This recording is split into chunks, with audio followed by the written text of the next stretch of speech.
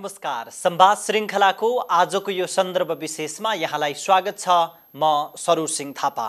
प्रतिनिधि सभाले ऐतिहासिक एवं अभूतपूर्व एकताका साथ शनिबार संविधानको अनुसूची 3 संशोधन गरेर कालापानीदेखि लिम्पियाधुरासम्मको गुमेको नेपाली भूमिलाई आफ्नो नक्सामा औपचारिक रूपमा समेटेको छ।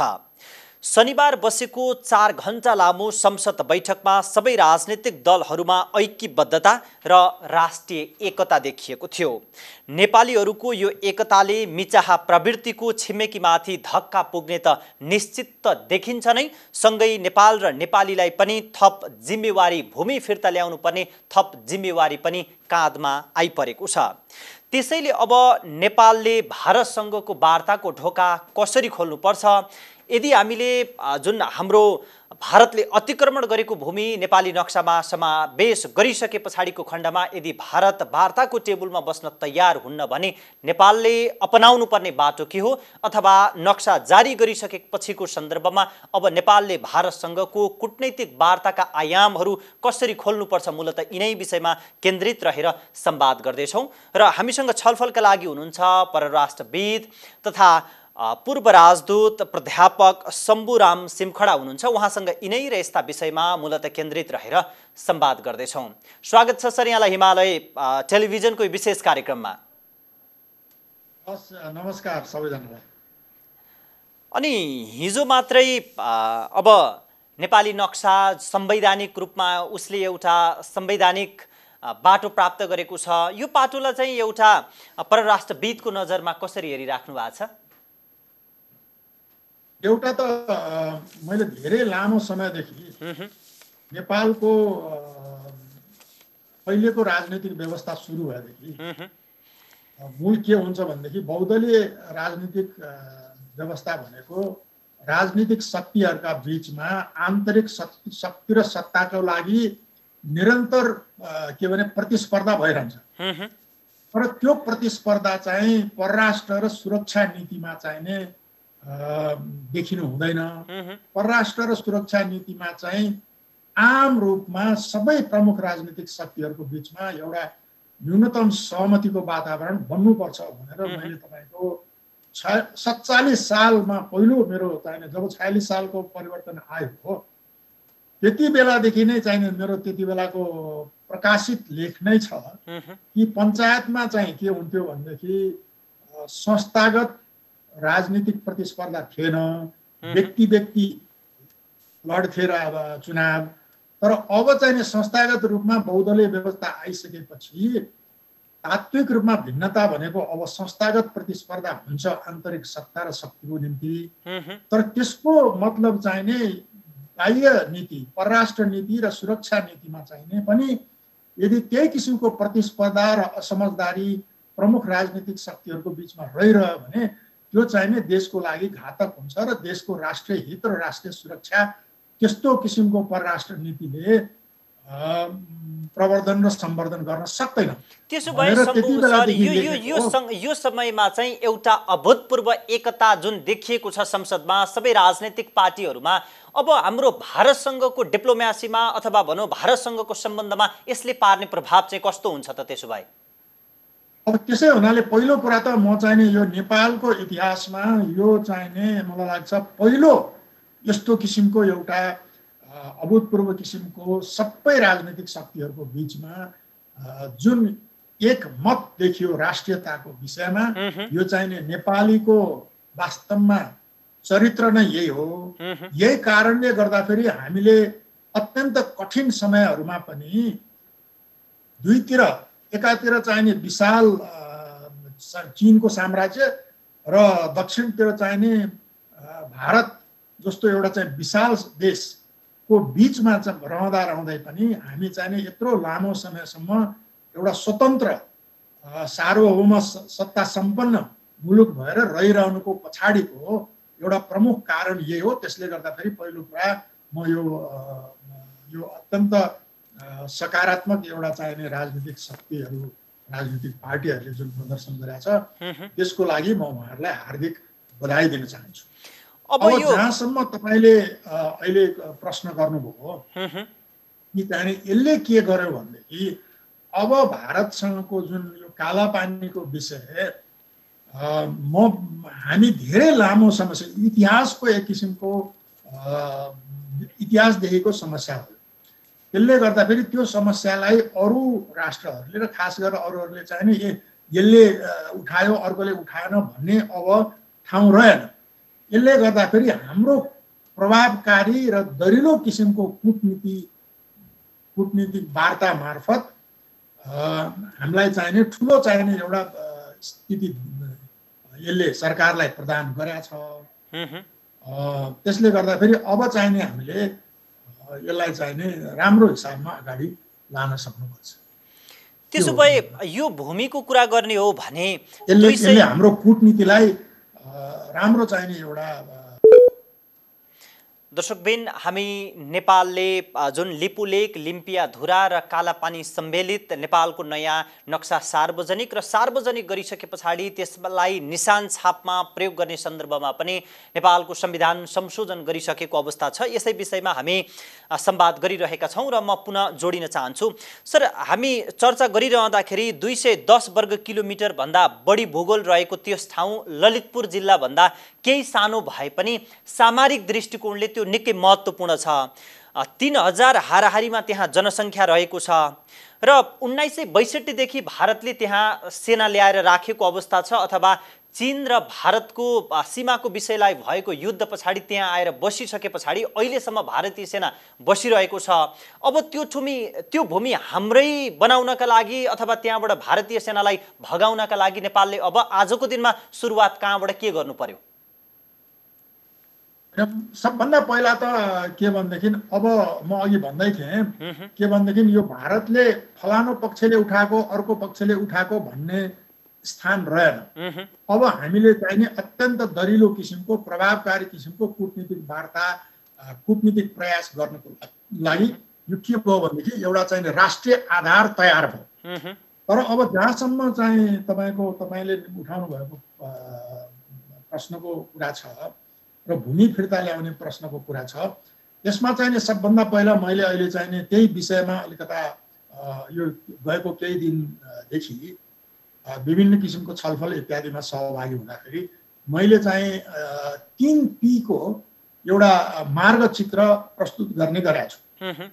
अब अहिले चाहिँ के हो भनेदेखि पहिला अहिले तत्काल केही समय कुलिङ डाउन पिरियड भन्छु म, किनभने अब भारतको त प्रतिक्रिया देखिहालिया छ।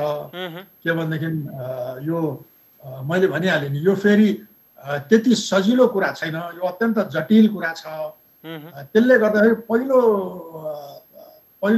चाहिने पाइला चाहिँ अहिले तत्काल यो निर्णय भइसकेपछि केही चाहिने पारा चाहिँ अलिकता बढेको स्थिति छ दुवैतिर र त्यसले गर्दाखेरि अहिले हामीले केही समय यसलाई कुलिङ डाउन पिरियड दुवै पक्षलाई चाहिने अब हामीले जे गर्ने राष्ट्रिय रूपमा गर्यौं।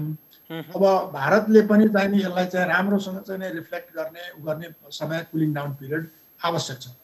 त्यसपछि मैले 3P को एउटा मार्गचित्र भनेको कुरो के हो भने पहिला कुरा चाहिने हामीले भारतसँगको यति महत्त्वपूर्ण र यति बहुआयामी किसिमको सम्बन्ध छ हाम्रो, त्यो सम्बन्धलाई यस्ता किसिमका यी सबै कुराले चाहिने प्रभावित गर्ने नकारात्मक असर गर्ने त्यसलाई चाहिँ प्रिभेन्ट गर्नुपर्छ। पहिलो कुरा भनेको सम्बन्धलाई चाहिँ झन्झट उत्तेजित बनाउने झन्झट चाहिँ खराब बनाउँदै लाने भन्दाखेरि हेर्नुहोस् यो अत्यन्त जटिल किसिमको हाम्रो आन्तरिक स्थिति पनि छ र बाह्य यो क्षेत्रीय स्थिति पनि छ र अन्तर्राष्ट्रिय स्थितिमा हामी अहिले यो सबै पाइलाहरू चालिरहेछौँ। त्यसले गर्दाखेरि ती सबैलाई ध्यानमा राखेर पहिलो कुरा चाहिँ भारतसँगको सम्बन्ध अब अरू चाहिने के भने तात्तिन दिन हुँदैन भन्दाखेरि पहिलो कुरा भनेको प्रिभेन्सन अथवा त्यसलाई चाहिने कुल डाउन 1 नम्बरमा यो गर्नु पर्यो। 2 नम्बरमा त्यसपछि मैले 3P भने त्यही हो। 2 नम्बरमा चाहिने हामीले आफ्नो तयारी भन्दाखेरि म तयारी 2 किसिमको तयारी देख्छु। एउटा चाहिने कूटनीतिक तयारी, एउटा चाहिने हाम्रो दस्तावेजहरू बनाउने इत्यादिदेखि लिएर हाम्रो ऐतिहासिक जुन सुगन्धीदेखिको हो त्यसपछि निक्लेका नक्साहरू इत्यादि जुन हामीसँग छन् त्यो चाहिँ तपाईको हो हल्ला गरेर नाराबाजी गरेर के भनेदेखि यसलाई चाहिने प्रदर्शन गरेर जुलुस गरेर त्यो समय सक्यो। अब जे गर्नु त्यो गरियो। अब चाहिने तपाईँको त्यसरी होइन कि शान्त कूटनीतिक तयारीमा हामी लाग्नुपर्छ। तयारीको एउटा पाटो थियो। दोस्रो तयारीको पाटो भनेको हामीले आफ्नै आन्तरिक रूपमा कसरी चाहिने यो वार्ता जब सुरु हुन्छ वार्ताको लागि वातावरण कसरी बनाउने। किनभने अहिले त उसले भारतको अहिलेको सबभन्दा पछिल्लो तपाईँको यो पास भइसकेको देख्नुभयो भने दुई पक्ष वार्ताबाट समस्या समाधान गर्ने भन्ने जुन समझदारी थियो त्यो समझदारी पनि अब बिग्रियो भन्ने किसिमको निक्लिएको छ। त्यसले गर्दाखेरि अहिले त्यो एउटा वार्ताको वातावरण निर्माण गर्नको लागि तयारी कसरी गर्ने दोस्रो पाटो थियो। तेस्रो पाटो भारतभित्रै पनि तपाईँको यस्तो किसिमको अहिले भर्खर म चाहिने एउटा त्यसैको बारेमा एउटा लेख तपाईँको फोन आउने भन्दा पहिला एउटा त्यसैमा एउटा लेख लेख्नेतिर गइरहेको थिएँ। त्यो के भनेदेखि दुई मित्रहरूको बिचमा के भनेदेखि त्यो अङ्ग्रेजीमा छ मेरो लेख encounter of friends on the road to heaven भनेर।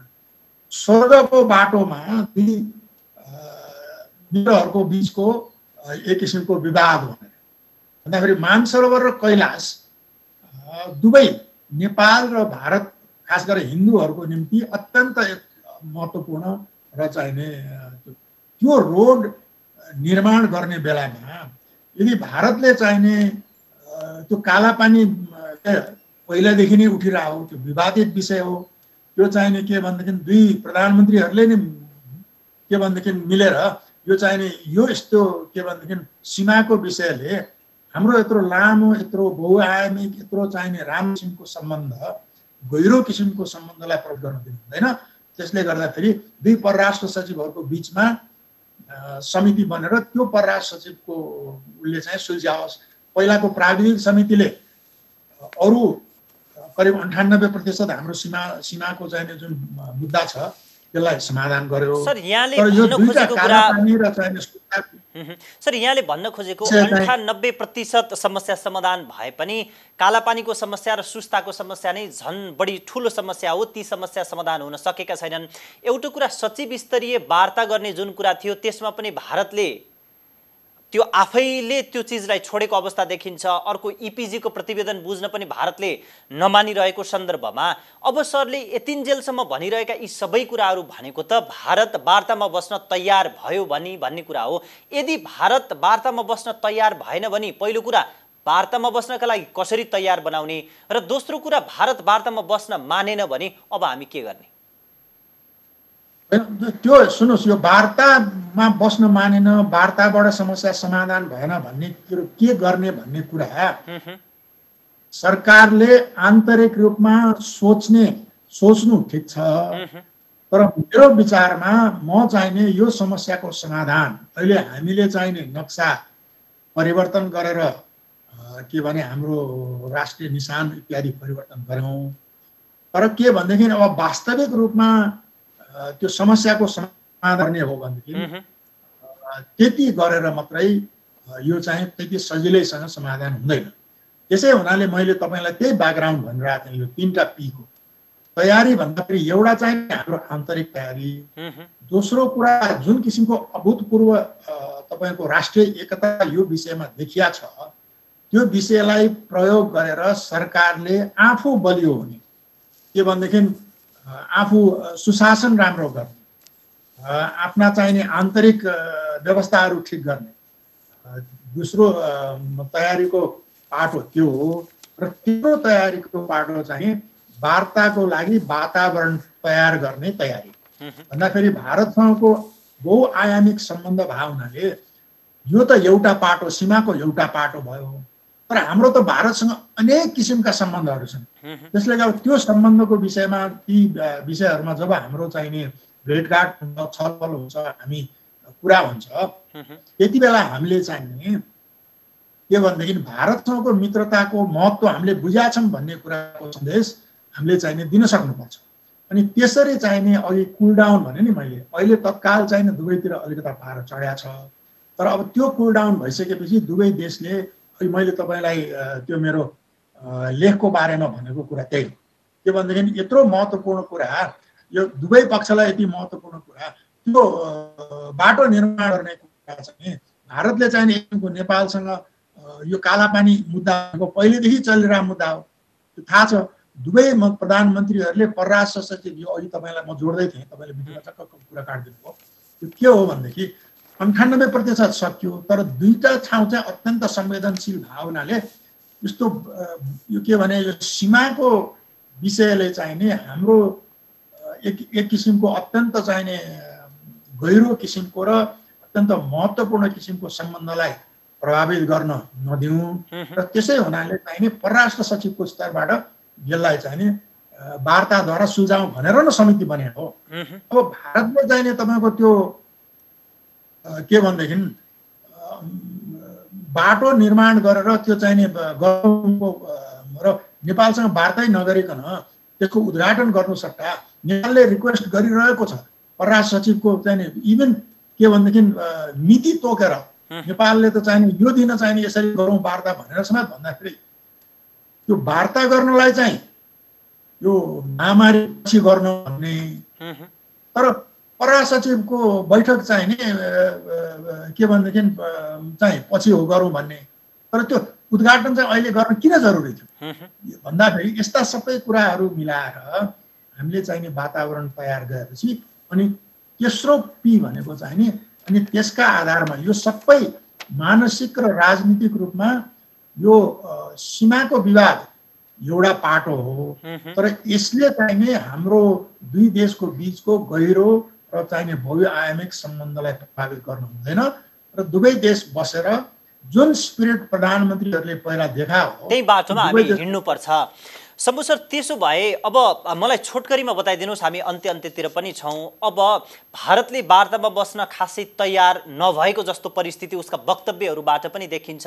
नेपालका परराष्ट्र मन्त्रीले हामी बारम्बार कूटनैतिक प्रयासका लागि पहल कदमी चालिराखेका छौँ भनेर भन्दै गर्दा अब नेपाललाई यो परिस्थितिमा अगाडि बढ्नका लागि कति चुनौतीपूर्ण देख्नुहुन्छ तपाईँले? चुनौतीपूर्ण त यो अत्यन्त चुनौतीपूर्ण छ। हेर्नुहोस्, कसैमा पनि यो दुविधा नहोस् कि यो सजिलैसँग तत्काल 1 महिनामा समाधान हुने समस्या होइन। त्यसले गर्दाखेरि मैले अहिले कुल डाउन पिरियड भने यो यत्रो वर्षदेखि चलिआएको कुरा अहिले त्यसै हुन त मैले कुल डाउन पिरियड भने नि भन्दाखेरि केही कुल डाउन पिरियड गरिसकेपछि अनि मेरो तेस्रो पी भनेको प्रगति कसरी गर्ने भन्ने बारेमा चाहिँ नि व्यापक किसिमको सल्लाह गरेर आन्तरिक रूपमा तयारी गरेर अनि अगाडि बढ्यो भनेदेखि प्रगति हुन सक्छ। त्यसमा चाहिँ विभिन्न विकल्पहरू हामीले सोच्नुपर्छ। हेर्नुहोस्, यो वार्तामा बसिसकेपछि यदि आफ्नै मात्रै कुरा गर्ने हो त वार्ता जरुरतै भएन नि। सीमा विवादको समाधान गर्ने तरिका भनेको 3टा तरिका छ। हेर्नुहोस्, एउटा चाहिँ नि द्विपक्षीय वार्ताबाट, एउटा चाहिँ नि तेस्रो पक्ष अथवा संयुक्त राष्ट्रको उसमा गएर, अब तेस्रो भनेको लडाइँ भन्दाखेरि मेरो अहिले आग्रह सबैलाई र खास गरेर सरकारलाई के हो भने अहिले अरू विकल्पहरूको बारेमा आफू सोचे हुन्छ, तर अहिले चाहिँ नि त्यस बारेमा छलफल गर्ने बेलै होइन। अहिले चाहिँ तपाईँको एम्फेसिस भनेको हामी वार्ताबाटै, द्विपक्षीय वार्ताबाटै यो विषयलाई समाधान गर्न चाहन्छौँ। समाधान निक्लन्छ यदि दुवै पक्षले आफ्नो यो सम्बन्धको महत्त्वलाई बुझेर चाहिने त्यसलाई मनन गरेर त्यो किसिमको चाहिने मनस्थिति बनाउने हो। हस् सर, यहाँलाई महत्त्वपूर्ण संवाद र समयको निम्ति म आभार व्यक्त गर्छु र अरू श्रृङ्खलामा यहाँसँग म जोडिने प्रयत्न गर्नेछु। यहाँलाई धेरै धेरै धन्यवाद। हस् हस्, यो एकदमै चाहिने महत्त्वपूर्ण विषयमा तपाईँले अब हिजोको आजै चाहिँ मलाई चाहिने सम्झनुभयो, त्यसको लागि र चाहिने मेरा केही दृष्टिकोणहरू राख्ने मौका दिनुभयो, त्यसको लागि पनि म हार्दिक आभार व्यक्त गर्न चाहन्छु। धन्यवाद र सबैलाई नमस्कार। धन्यवाद। उहाँसँग हामी भर्खर मात्र नेपालले संविधान संशोधन गरिसके पछाडिको सन्दर्भमा अब नेपाल भारत सम्बन्ध कसरी अगाडि बढ्नुपर्छ र नेपालले कसरी कूटनैतिक कदम चाल्नुपर्छ भन्ने विषयमा मूलतः केन्द्रित रहेर कुराकानी गर्यौं।